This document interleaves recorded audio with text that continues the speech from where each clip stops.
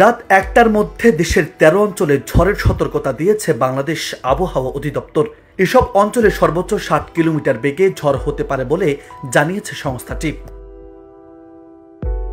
বৃহস্পতিবার বাংলাদেশ আবহাওয়া অধিদপ্তরের সহকারী আবহাওয়াবিদ আফরোজা সুলতানার দেওয়া রাত ১টা পর্যন্ত দেশের অভ্যন্তরীণ নদীবন্দর সমূহের পূর্বাভাসে এই তথ্য জানানো হয়েছে।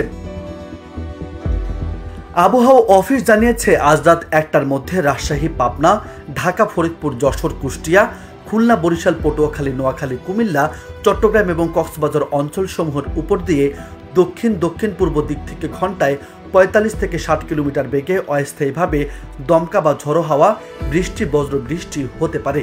এসব এলাকার নদীবন্দর সমূহকে ১ নম্বর সতর্ক সংকেত দেখাতে বলা হয়েছে।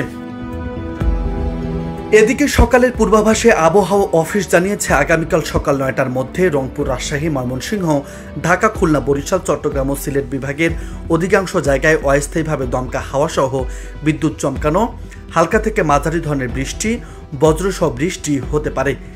সেই সাথে সারা দেশে কোথাও কোথাও মাঝারি ধরনের ভারী থেকে অতি ভারী বর্ষণ হতে পারে।